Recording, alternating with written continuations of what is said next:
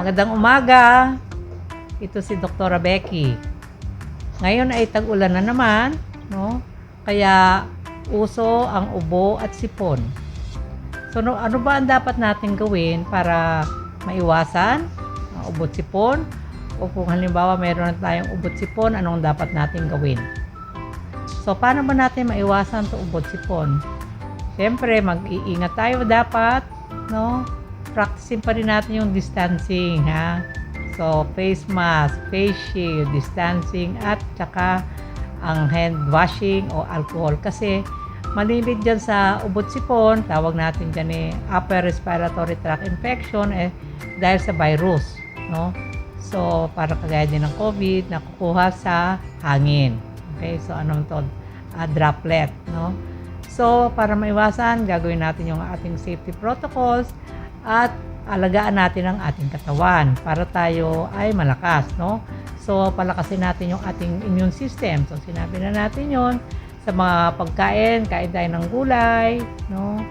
Kain tayo ng prutas, no? At saka maganda kung plant-based diet, no? So, para sa vitamin C, alam na natin na mga prutas, no? Majority ng prutas mataas sa vitamin C, no? Lalo ng guava, bayabas, mataas ang vitamin C niya, mga orange, mga kiwi, pati mangga, no? Malakas sa vitamin C yan. So, papalakas na immune system natin yan. No, kailangan din natin ng siguro, sabi nga lang, ang protein daw builds and repair broken tissues, no? So, kailangan natin ng protein natin, adequate dapat, no? Ano bang mga sources natin ng protein? So, yan, mga itlog, malakas ang itlog, no?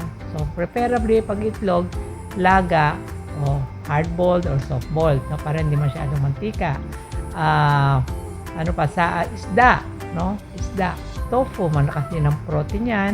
Ngayon, kung mahilig kayo sa meat, medyo okay din ang meat, pero medyo limited, no? Medyo bawasan natin ng masyado ang meat. Tapos, adequate dapat yung ibang nating nutrients, no? Tama yung ating exercise, no? Naaarawan tayo para sa vitamin D.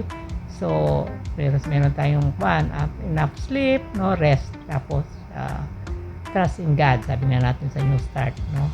Ngayon, kung halimbawa meron na tayong ubot sipon, nahawa tayo, no? Ano ba dapat natin gawin?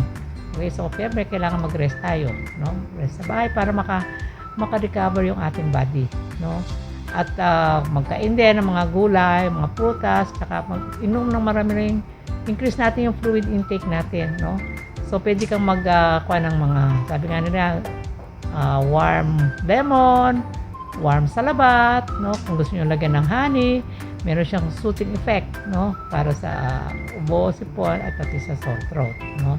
Tapos, huwag muna masyadong malamig, sabi natin, at matamis, no? Kasi gusto ng organism yung matamis, no? Yung sweet, no? Yung mga sugary, okay? At huwag malamig, okay? So, yun ang pwede natin gawin. At siyempre, lalayo din tayo sa mga taong, so para hindi natin mahawa yung mga kasambahin natin, siyempre mag-protection din tayo, ano? Mag-mask at mag-face shield. So, yun na ang aking health tips sa araw na ito. At ito ulit si Dr. Becky. So, let us keep safe and healthy.